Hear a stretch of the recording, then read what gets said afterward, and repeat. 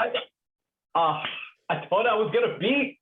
I thought I was gonna beat her. She's way too fast. Hey, good morning, everybody.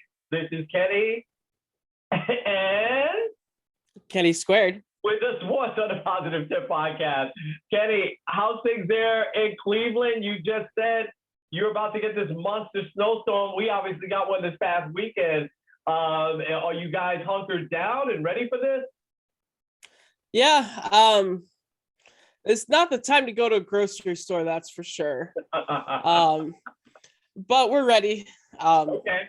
All right. We're supposed to get it's starting rain today, and it's gonna turn to ice overnight, and then a whole bunch of snow. So Yeah. more than likely, we're looking at Thursday and Friday. Just they're not existing. Yeah. Just stay home. Stay home. Yeah. Stay home. Especially with two little ones, man. Isaac's gonna love it after a bit, after it's done, right? He's gonna love jumping out there in himself. Hey, let's jump in because you and I we started this podcast, really, we wanted to talk about sports and God, and we probably need to get a little bit more back to talking about God on this, but we get so excited about some of the topics.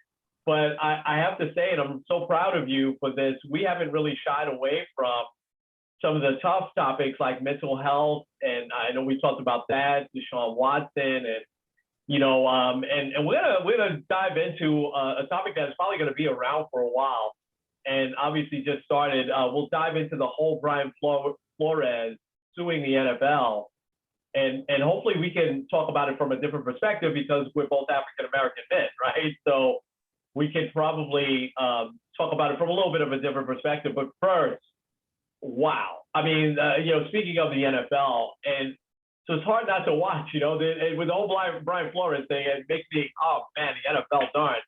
But what a just 3 weeks of playoffs. And I don't remember two conference championship games being this great as well. So let's start with the first one in Kansas City. And I have a lot of Kansas City roots. I have some great Kansas City friends. I can tell you that Monday morning they were stunned. They just still have not, it really didn't settle in on them that the Chiefs actually lost that game. And so what was your take on Bengals Chiefs? Man. Well, I'll just first off say when it was 21-3, I'm like, well, it looks like they're gonna be 3 straight. I think I actually texted you that if I remember right. Yeah. And it seemed like the Kansas City train was rolling again. And then I feel like that one play right at the end kind of changed everything. At the end of the half. Yeah. First of all, it was an odd play call because especially when you don't have any timeouts, you have to do stuff that just gets you either in the end zone or it goes through the end zone and it's incomplete. Doing something like that is basically saying we don't want to score. And it seems like it affected them throughout the entire second half because from that moment, they didn't score another touchdown. Yeah. But if let's say we were doing the halftime show, we were Boomer Esiason and all those other guys, they had the whole weird sound issue, but they let's say that was us, and we said, oh yeah, well, Cincinnati's gonna win this game. It would have sounded crazy. Yeah. Patrick Mahomes is rolling and everything, yeah. And then just kind of watching Joe Burrow not take a step back and not shrink back from anything is really tremendous. I want to compare two quarterbacks here. Obviously, one at the early part of his career and one that just ended his career. You remember right before they played Kansas City in the playoffs, Ben Roethlisberger basically said, our team has no shot to win. They were down a similar deficit and they got blown out. Right. It goes to show you, though, that I feel like a lot of times in football, in life in general, a lot of issues, a lot of things are all about confidence. Yeah. Because, Joe Burrow, obviously, he's the number one overall pick. Guy won a Heisman. Guy's won a national title. So obviously he has skills. Obviously he is a great quarterback. But I feel like what moved him from being like one of those, oh, he's a pretty good AFC quarterback because there's a lot of them, to, wow, this guy could be like the second or third best quarterback in the league, is his confidence. Yeah. And I feel like that's one of those things where, like, sometimes when it comes to really anything that we try to take on, um, when we have the confidence and we have the assurance that God has our back, but then also that like we could do what God has called us to do, we can really do anything. Um, like even at the beginning of the playoffs, if you would have said Cincinnati's going to the Super Bowl, people would have thought you were crazy. Right. Um, I heard they had 200 to 1 odds to win the Super Bowl at the beginning of the year. Wow. Um, Wow. they were not the Ohio team people thought would be making the Super Bowl. No. No. So Yeah. like, it's just amazing how I love their story. I love the idea of saying, like, why not us? And really just having like that loose confidence. Like they took down the Cincinnati Bengals. They took down the #1 overall seed Yeah. in Tennessee. Right. So like, I think it shows a lot of guts, and I'm excited to see what Joe Burrow is going to do in the Super Bowl. Yeah, man, I couldn't said it more better. The Bengals, it's an amazing story unfolding before us. And I'll just two other quick backstories there. I want to focus on Zach Taylor for a second, right? Because he doesn't get talked about much. And I read this somewhere that after they had only won 4 games last year, that the Bengals, their hierarchy was on the verge of letting him go. But one of the things that held them back is their owner. And you may not be aware of this, right? But a lot of people are. When I like to talk about some of the old-timey franchises, right, that operate a little bit different than some of the franchises that just fire coaches, right, after 2 years or 1 year or whatever. And so you've heard me say, the Packers, Steelers, the Giants, typically the Bears fall into that category. Well, the Bengals do too, even though they're a relatively new team. And here's why. Paul Brown has died a long time ago, but Paul Brown is obviously the founder and was the original owner of the Cleveland Browns. And when he sold the Browns to Art Modell, he did it so that he could start a franchise in the AFL, Cincinnati Bengals. And so his family still owns the Bengals. The owner is Mike Brown, who's, I believe, his son or grandson. I'm pretty sure it's his son. And so they're still kind of an old-time franchise. Thus, Marvin Lewis was there for 14, 15 years or so. Sam Wyche, they haven't had a lot of coaches. Bruce Coslett, I don't think was ever their head coach. He was coaching the Jets, but I think he was their offensive coordinator. But if you look even at the last, 40 years of the Bengals coaches, I guarantee you're only going to find 4 or 5. They're not a team that changes coaches a lot. So they stuck with Zach Taylor, which, I mean, the guy had a brilliant game plan. They kept showing the defensive coordinator on camera. I'm forgetting his name, but one of the things that they changed, because the Chiefs came out and bing, bing, bing, like the Chiefs do, right? They scored. And it looked like the Bengals couldn't stop them. And even on that last drive in the second half, it looked like the Bengals couldn't stop them until the Chiefs kind of stopped themselves right there. As you said, that was a terrible play call. But then the second half, if you notice, the Bengals dropped back 8 people in coverage. They really didn't put the type of pressure on Mahomes as they did in the first half, because I think they figured out, we're not catching him. And he actually thrives when he has to run around and make people miss.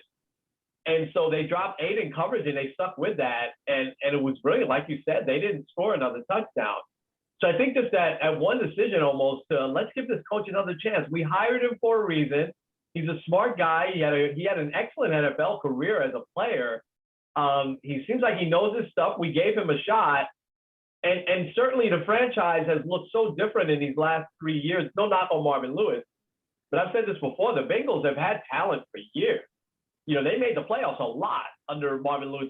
They would always find a way to lose. And it was Mhm. because their players would make really bad decisions on the field. They would get these bad penalties, and they had a lot of dirty players too. That teams would really come after. So I think it's an unbelievably marvelous story. I love the swagger that they have. Joe Burrow is just writing his own story. I think, think about Super Bowl media day and how many people are probably going to be gathered around him for a quote, because he's kind of got this very laid back, persona. Hey, what's it like to go to the Super Bowl? Yeah, it's gonna be cool. So, but they just simply outplayed the Chiefs in the second half when it counted, and offensively and defensively. I had no doubt that they would score some points at some point. Chiefs have a great defense. I just thought that the Bengals offense would break out at some point. I didn't see it coming where they would just stop the Chiefs. The Chiefs looked like in the second half the way they looked almost in the whole game of the Super Bowl. They just last year's Super Bowl. All right, let's get to I don't think ever in my life, and I'm not big on picks until we kind of started this podcast. But I've never in my life, I think, before the season started, picked the right team to go to the Super Bowl. It's got to be a first for me. So the Rams are going in, but it wasn't easy. What a game with the 49ers. So your take on Rams 49ers? Well, I heard it said this way, and I kind of agree. This is the reason why the Rams basically put all of their eggs in the Matthew Stafford basket. Yeah. Yeah. I feel like Jared Goff wouldn't have won that game. And then also adding the pieces like congrats to Odell. I feel bad for us here in Cleveland because first of all, the other Ohio team is in there. Right. But then Odell's on the other side. He was on the Browns. Yeah. So but in reality, I'm really excited for them. Sean McVay is to me still one of the better young coaches. Under Sean McVay, I believe were 0-6 against the 49ers. Yeah. So they finally got that monkey off their back. Also, even though it was a home game for the Rams, it was basically like a road game with all the 49er fans there. So what was that all about? I couldn't figure that out. What? I mean, are the Rams not like the LA's team now? I mean, they've been back for a little bit here. I could not figure out all those 49er fans. It was like more than half the stadium was like in red. I mean, that surprised me. Did that surprise you? A little bit. I feel like the Rams still are kind of they don't really have a ton of fans in general. Wow. Okay. Kind of I think LA is weird when it comes to football. Because also I feel like the Chargers don't really have a big fan base either. They love the Chargers in San Diego when we were there a couple years ago. Yeah. Everyone was still mad that they moved. Oh, they got it. Yeah, absolutely. So that to me was still kind of weird that they moved, but either way, I think it's great for the Rams. It's also interesting. I'll give a fun fact here. This is the first Super Bowl in 19 years that doesn't feature Brady, Roethlisberger, Peyton Manning, or the 49ers. Oh, wow. Wow, that is fun. 19 years, wow. Yeah, my guess would be that would be probably the Rams and the Titans. Yeah. The one that ended on the 1 yard line. Yeah, that was one of the best Super Bowls ever. Yeah. But yeah, I love these playoffs. I don't know. This might be a little over exaggerating, but maybe not. This is one of the best playoffs that we've seen between the crazy divisional round. Both of these games were really close. I do also feel really bad for Jimmy Garoppolo. To me, he always gets a bad rap, but he also made a really bad interception in this game. Yeah. But I think also wherever he goes, he seems to win. So I feel like they might end up going off of Jimmy G and trading him. But also the guy was not that far away from making a Super Bowl. He also was a Patrick Mahomes comeback from winning a Super Bowl. So I don't know. It'll be interesting to see where he goes. Yeah, I don't get that. He basically said goodbye in his press conference yesterday, thanks to fans and everything. He's expecting to be traded, but I don't get that either. I'd hold on to that guy. I mean, he's a winner. I know he makes bad errors towards the end of games, but I mean, how many teams made it, to the conference championship? Just four. So he had some big wins this year. They weren't expected to be where they were at. I think they got where they were at because of him. They got some playmakers though on that team, man. A couple of those guys are so good. Just two quick things. Jimmy Garoppolo was one thing I just got it down here. I don't get it. Here's a guy that just wins. Does he put up the gaudy stats? But no, but his stats are always good. But I'll take the late game mistake that he does make at times, because that also is just, you continue to grow. You continue to get better, and I think that there'll be times that they stuck with him. There'll be times that he won't make that mistake, and he'll get them back to the Super Bowl, and they'll win a Super Bowl even. But see, they're in a tough position now because they drafted, a quarterback, and they kind of throw their eggs into his basket. But you just don't know how good he's going to be. You really don't. The other quick thing I'll say. Oh, go ahead. Yeah. Well, no, it's unrelated. Continue. I was going to say the other quick thing, going back to Odell Beckham. I had forgotten because obviously the last maybe 3 years or so since he got traded for the Giants, I haven't seen him that much. He was kind of in and out with the Browns. I had forgotten how tough he is. I mean, he's a guy that definitely flaps his gums, right? He still does. But he's also, I had liked him early in his career because he backed it up. I never liked big talkers, right? That's just me. But I'll compare him to Michael Irvin. Michael Irvin used to always talk a lot. He still does, obviously, as an announcer. But he always backed it up. He always made a big play, when it counted on those Cowboy teams in the 90s. Beckham always backed it up, where he's yapping. But that shot that he took when he was going down, and it was a dumb play because that turned out to be a huge penalty for the 49ers. Yeah. Unsportsmanlike conduct, unnecessary roughness, rather. And he just jumped right up. I was like, how many guys would have just stayed down after that hit? I mean, he took a shot right to the head, but he just jumped right up, and he's like, okay, yeah, come on back at me. He's a very, you've forgotten over these years now with the Browns, he's just such a unique talent, and yeah. I think he's a big reason, because he's a big reason why Cooper Kupp was open as much as he was, because people are, he became that threat that they needed.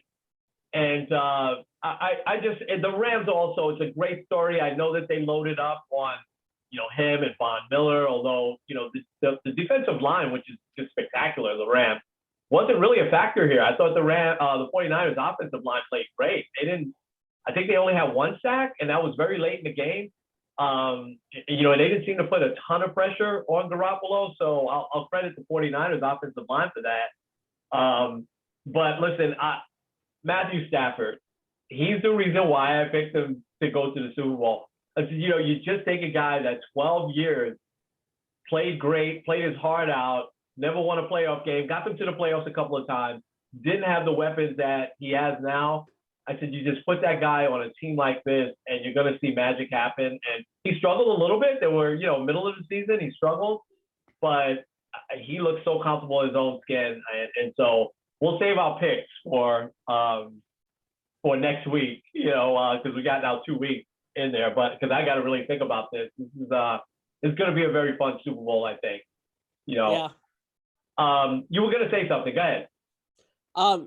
This is not the biggest of breaking news, but something has just come through. What's that?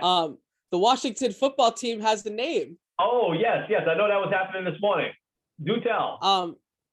They are the Washington Commanders. Commanders, which was leaked. That was leaked out, right? A couple of weeks ago? I believe so. Yeah. Here, that's their logo. Okay. That's not bad. Yeah. Not bad. Yeah. My buddy that's a huge Washington fan that works on my team said he would be watching this morning. He was and he didn't like the name Commanders. So I'll have to get his reaction later on that. All right, let's jump in. this is a tough story, because it really sincerely disappoints me on a lot of levels, right?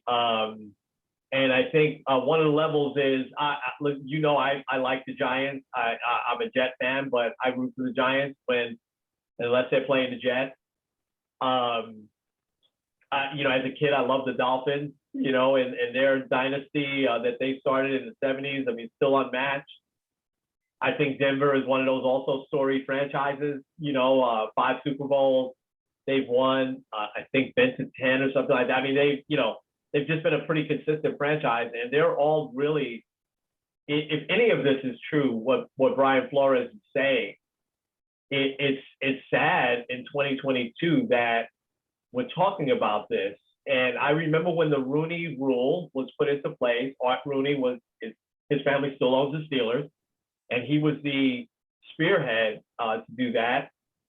And it's hard to believe I'm sitting here talking to you on February 2nd of 2022, and there's still some openings, but right now Mike Tomlin is the only African-American coach in the NFL. And I believe there's 32 teams, right? The NFL? Yeah.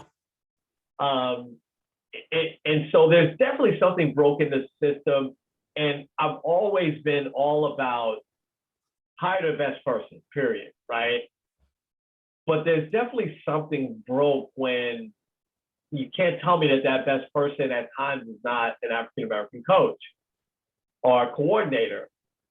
Now maybe he'll get a shot, but why has Eric Bieniemy not gotten a head coaching job yet? And maybe he'll land in Jacksonville, but Byron Leftwich, these are 2 coordinators, offensive coordinators that have had a ton of success over especially Bieniemy. Being offensive coordinator for Kansas City, coming out of a winning culture. Andy Reid, one of the greatest coaches of all time. He's obviously learned under him. And Leftwich has done great with Tampa. And so now maybe they'll get a shot at one of these openings. Again, Leftwich, played for Jacksonville. So it seems like it would be a natural fit for him to go there. But we'll see what happens. Brian Flores, just real quick, and I want to hear from you. I'll say 2 quick things. Brian Flores had a lot of success if you define success as an NFL coach these days. He was 10-6 with the Dolphins, right? And then he was 9-8 this past year. And his allegation of getting paid $100,000 each game to lose, I don't think he made that up. I mean, how could you just make that up?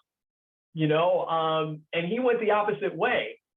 His team played harder, in both second half of the season. He definitely should be a head coach. And to me, it's sad. I hate to think that he won't be a head coach now, because maybe he'll get blackballed for bringing this lawsuit, forward. And he said that himself. Here's just 3 names that came to mind as he was bringing this lawsuit ahead. I tease you a lot about why Willie Randolph never got another shot, or Jerry Manuel even, because Jerry Manuel did have success with the White Sox, not so much with the Mets. He was just mediocre at best, right? So take him out of the equation. But Willie Randolph, had a lot of success with the Mets. It didn't end well, and I think his firing was very fair. I thought they could have waited till he got back home instead of firing him in the middle of the night on the West Coast, but I thought that the Mets needed to change that, and I thought that he got a fair shot. The 2 things about him, though, is it took a long time for him to get his first shot. Omar Minaya gave him the shot. And I just always wondered why no one else gave him another shot. Where we see, retreads all the time. We can name them, Adam Gase. Yeah, we can name Clint Hurdle. We can name a lot of managers that just, Jim Riggleman, that really never won anything, and they just keep getting hired and hired again. Whereas that Randolph did win something, albeit they didn't get to the World Series. And I know they collapsed, a couple of times on his watch, but still he had a lot of success. You would think, Gene Mock collapsed worse than anybody else, and he kept getting shots, back in the day. So I don't think it's just limited to football, but the 3 names in football that come to mind that I just always wonder, The first one is Jim Caldwell, who I just can't figure that one out. Takes the Colts to a Super Bowl, has a lot of success, has Detroit, right going in the right direction. They're 9-7, I think, a couple of straight years. And he gets let go, and we haven't heard his name. We probably should in maybe one of these openings now. I just talked about the Bengals and how undisciplined they were, but I got to tell you, man, Marvin Lewis was a very good coach because before he got there, the Bengals were terrible, and he really stabilized that franchise. We haven't seen him get another shot. Now, maybe he's a little bit up there in age and he doesn't want another shot. But the other one was Lovie Smith. And, here's a guy that went to the Super Bowl and had some success with Tampa, right? And now, listen, maybe he doesn't want another shot in the NFL because he's enjoying some success. I believe he's the head coach at Illinois now, University of Illinois. And he's having some success there. But it just, again, hire the best person. But what about these other guys? And I don't know. And so anyway, that's just the start. What's your take now? Because this hits you a little bit home. Because it's the Giants, who we don't like to think just interviewed him just to satisfy the rule. But Bill Belichick, you can't get away from that text.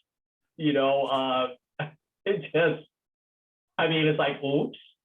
And so I'll shut up. I want to hear what you got to say. I'll add another name in here, David Culley, who is the head coach of the Texans for just this year. How does he get fired? He didn't have Deshaun Watson. He didn't have J.J. Watt. You traded away DeAndre Hopkins a couple of years ago. But I'll start with this. When the Rooney Rule was instituted, there were 3 black head coaches in the NFL. Today, there's 1. There was talk that Byron Leftwich might be getting a head coaching job at some point. There might be 1 or 2 in there somewhere.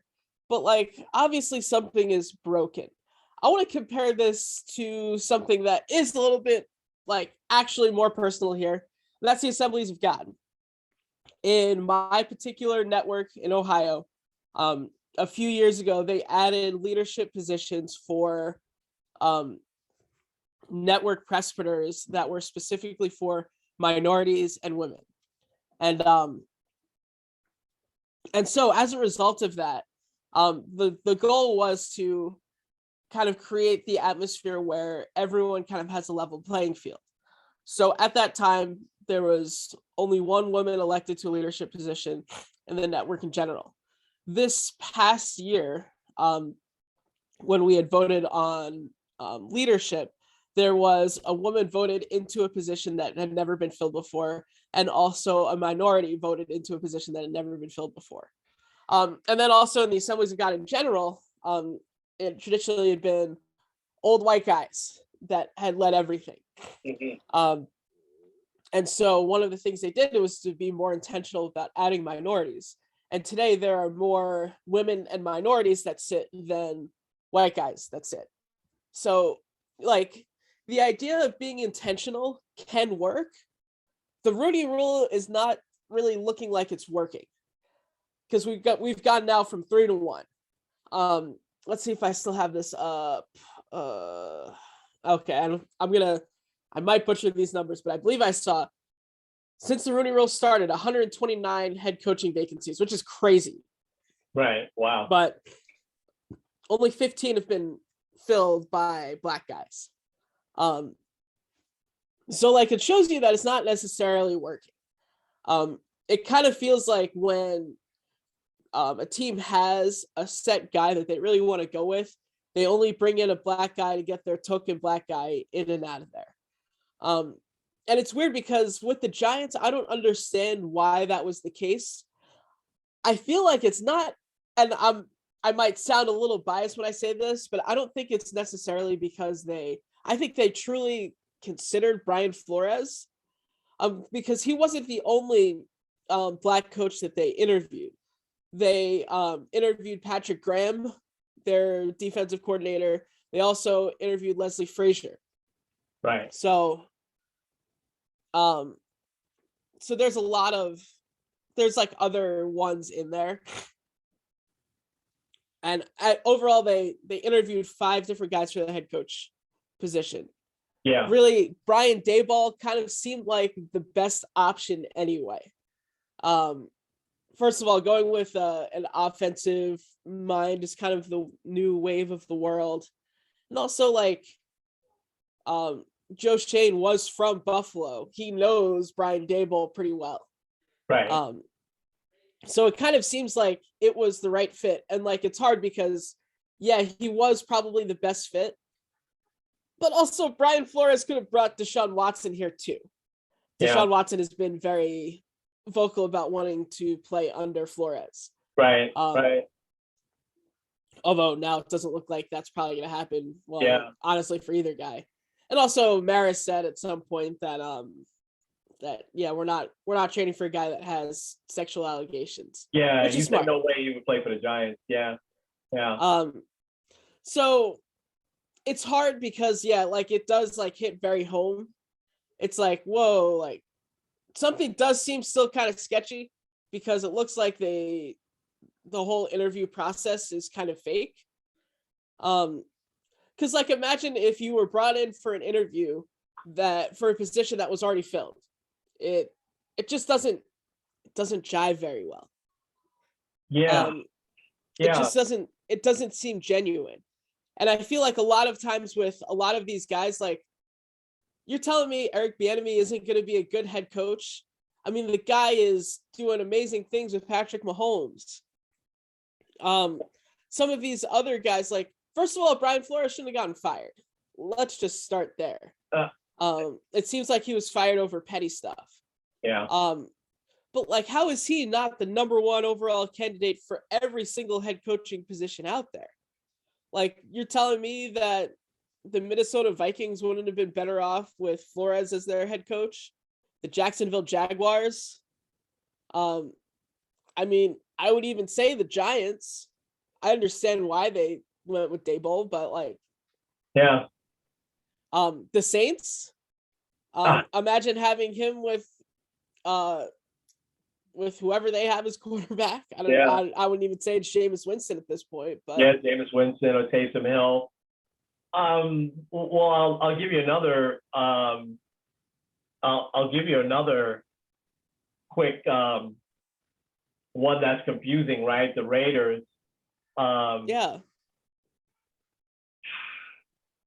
You know, Josh McDaniels, and I mean, he was failed in Denver.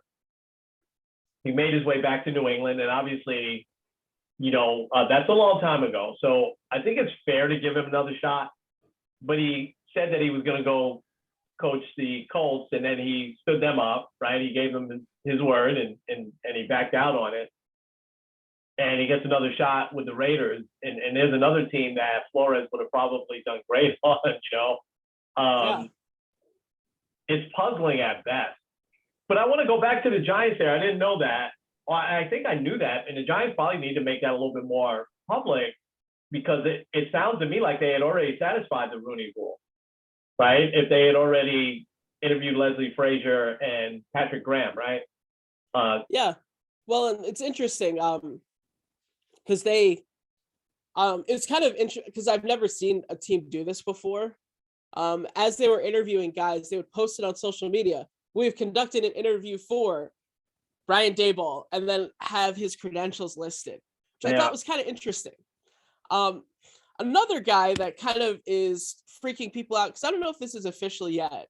Apparently Josh McCown is the lead candidate to be the Houston Texans head coach. The guy's never coached anything. At this point, that's going to make people very angry. You know, if he gets the job, which, listen, he was a great leader. But if he gets the job, that's going to make people really mad. If never coordinator or anything like that before. Let me ask you this: where does this go? What's the next steps? How will you envision this playing out? I think there's going to be a lot more ugliness uncovered. Because we talked a little bit about the Miami situation, Giants. I'll just say this: Bill Belichick learned how to text the right person. Um, but then also, I wonder if he did that on purpose, though. yeah, because I could see that too. Maybe he kind of wanted to stir something up, or maybe he wanted to give a little bit of a dig at Flores for leaving. Yeah. Um, but also the Denver Broncos situation to me is horrible, where they said that where he's allegedly saying that they when he interviewed back in 2019 with them, they like everyone was clearly like drunk or hungover, and the interview just kind of seemed like a fake interview. Um, and if that's true, like I don't know, it's hard because like first of all, I think there is going to be more stories uncovered. I feel like it's always that one guy, and then all of a sudden you start seeing snowball. Like, hey, yeah, I got interviewed for this, but like you could tell that they already had the job. Or how many times has they had the interview for the black guy, and then the next day they don't hire the black guy. Um, I think it's going to start really taking a harder look at it, and I think hopefully it'll end with a better rule set in place. Yeah. Um, but it's also hard because like you can't force people to hire a black guy for the head coach. Well, yeah. But Yeah. I think you have to show some of these guys still have to get a chance. And I think a lot of these guys, when they do get a chance, it's like, oh, well, you tried your best and that's kind of it. Another guy that, why hasn't he gotten a head coaching job yet? I know you might object to this, but Todd Bowles, the guy Oh, yeah. shined in the Super Bowl. No, He's a huge yeah. part of why they got there. And he Yeah. hasn't really gotten an opportunity either. Yeah, no, I thought Todd Bowles was a good coach. He had had a great reputation for years. I mean, before the Jets hired him as a head coach, he was rumored every year to get a job. He finally did, and he didn't do terrible with the Jets. Yeah, I thought New York, the market was too big for his personality, because he has very, very soft-spoken, low-key personality. I, you know, you said something there that you can't legislate this. I think you hit it right on the head there. So how do you change the perception and the hearts and minds? Because listen, I'm going to jump to a little bit of a conclusion here. Maybe it's not fair, but there's probably a perception among the owners in the NFL that I'm not so sure that I want to turn my franchise over to an African American man. I'm not ready to do that. Yeah. And if I do that, I'm gonna watch it really, really carefully, Again, I don't know that for a fact. I'm just, from the outside looking in, that seems to be the perception. So how do you change those hearts and minds? It's a whole different conversation that there's not a black owner in the NFL, but there's also not, I don't think, there's a couple of minority owners in baseball. I don't think there's a black owner in baseball. I think that we have to look at everybody and see how qualified they are based on their merits. And when you look at, Josh McCown, who, like I said, was a tremendous leader, but if I'm not mistaken, he doesn't have any coaching experience, and if he gets a shot here with some of these other guys that have a lot of coordinator experience, I mean, that's going to make it really, really bad. Now, does the owner there in Houston have a right to hire him? Of course. And will people boycott because, let's say, they do hiring? No. The NFL is just too big right now. And listen, I know that I could stop watching football if I really wanted to. I just know that. Would it be hard? I'm sure it'll be a little bit hard. I'm sure, but there's so many other things I could fill my Sundays up with, right? That's not. Yeah. I watch it because I enjoy it, but some of this other stuff is it's bothering me. It really is. And it doesn't seem that hard to fix. You have a whole pool of people that you could choose from. Just choose the best person.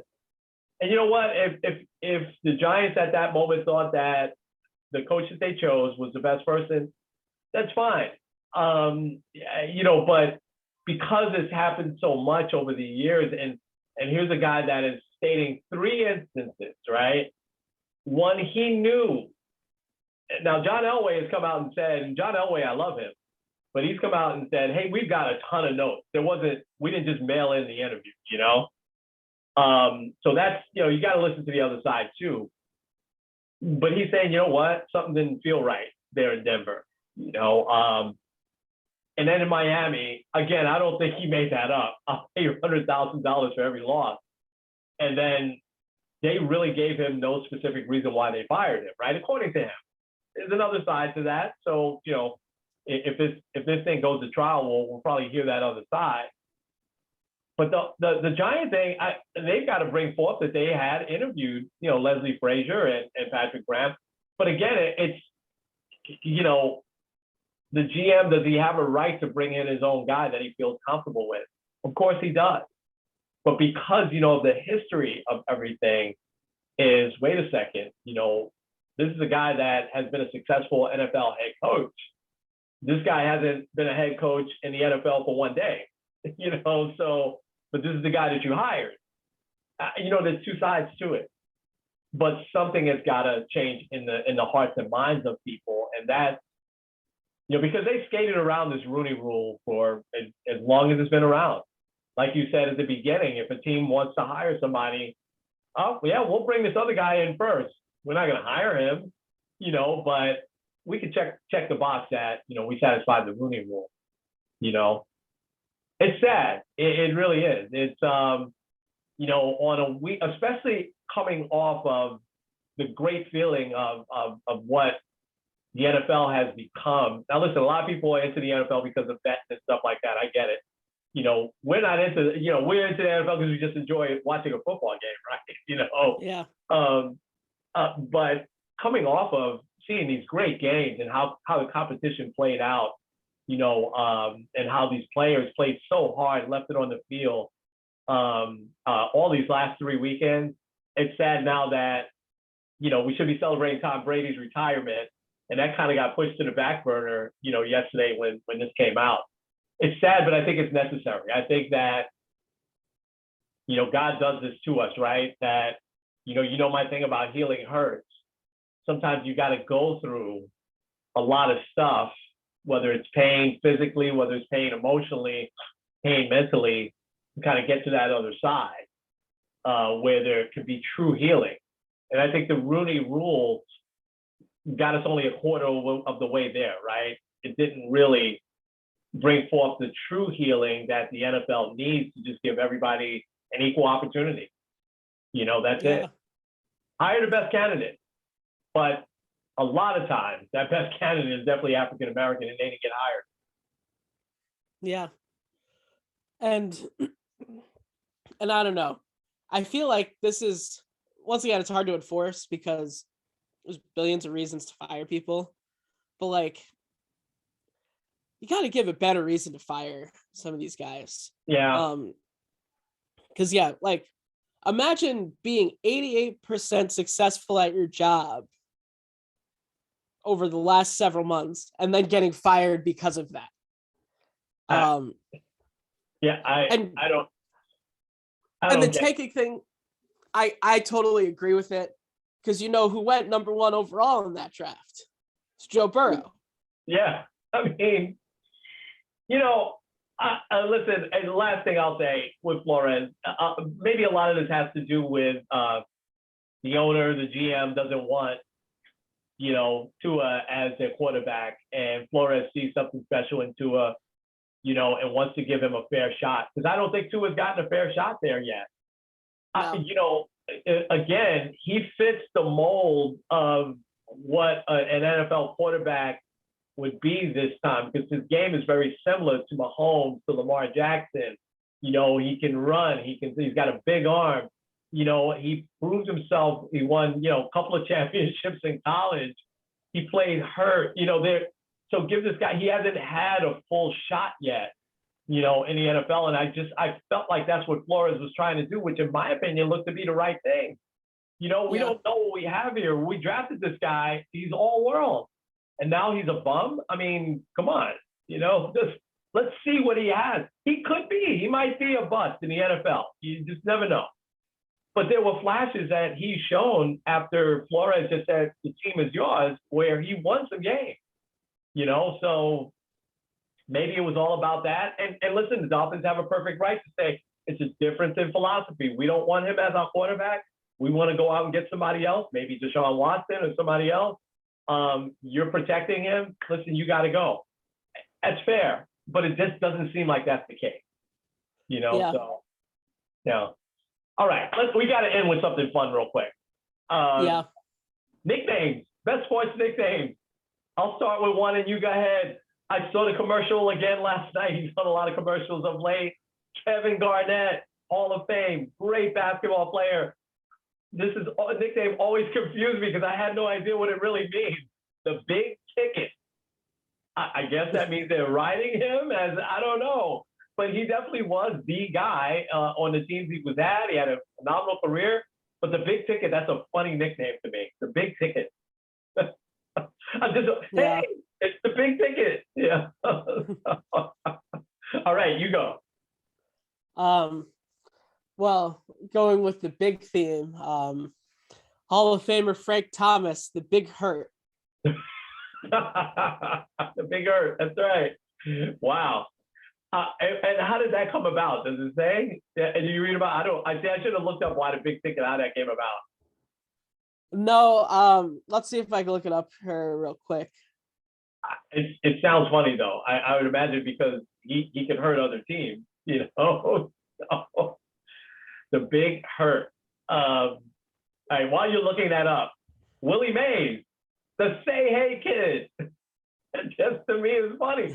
I mean, I think he came in. I think if I remember right, Leo DeRocha gave him that nickname because he came in as a rookie and he walked into the clubhouse and said, "Say hey, we gonna win again today. Say hey, we gonna win again." And I said, "Hey, it's the Say Hey Kid." But the funny part is that they still called him that towards the end of his career. And he was like, in his late 30s, he was still the Say Hey Kid. I always thought that was just a funny nickname. So the Big Hurt guy. So Big Hurt it was actually given to him by Hawk Harrelson. Obviously, since he's a big guy and he puts a big hurt on the baseball when he hits it. Wow. Okay. A big hurt on the baseball. Love that. All right. Who's your next one? This is probably a classic one, but still Magic Johnson. Oh, yeah. Yeah.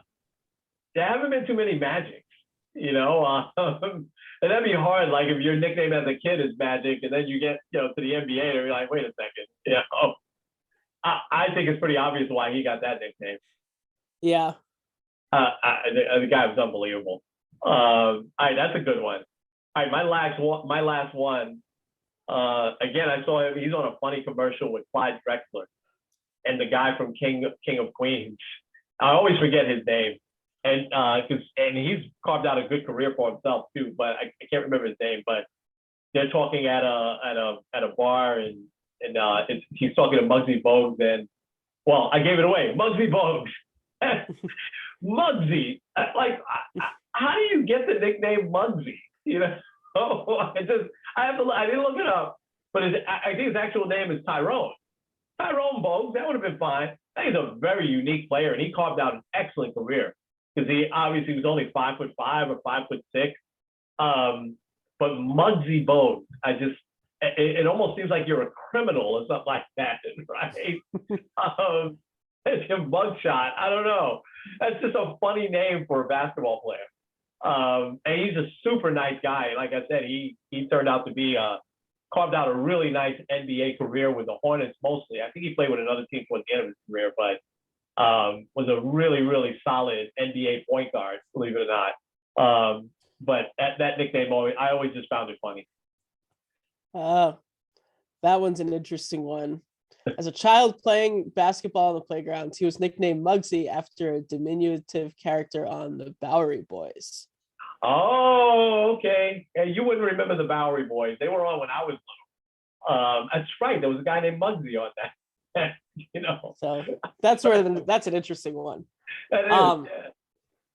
Last one I'll give is that's a classic one. Also, his name has kind of popped up recently. The Black Mamba. Kobe. Yes. Yeah. Yeah. Uh, I always thought this, like great players don't really need a nickname. I guess LeBron Yeah. James has one, right? King James, but Michael Jordan, did he ever really have a nickname? I guess if you I want to don't say think so. Air Jordan. Air Jordan, that's right. Okay, yeah. So okay. I didn't hear announcers saying, "Hey, it's Air Jordan." Yeah. So, again, and that's pretty obvious reasons because of the way he used to jump through the air. Dr. J. Let me save these because we can keep going on these, right? That was Oh yeah. one of the best ones ever, but we'll save these. All right, take us home, Ken. Alrighty. I do have a fun fact here. Oh, go ahead. Yeah, shoot. Actually, I have two. One is a question for you. But I'll start with this first one. This is the second Super Bowl with 2 number 1 overall picks as the quarterback, with Stafford and Joe Burrow. The other one is Super Bowl 50, I believe, or 49, Peyton Manning and Cam Newton. So wow. I would never have guessed that. Wow. And also, this is an interesting one. So with Brady and Big Ben retiring, there are now only 5 quarterbacks that are active that have won a Super Bowl. Can you name them? No, I don't think I can. Well, Mahomes, obviously. Yep. Huh.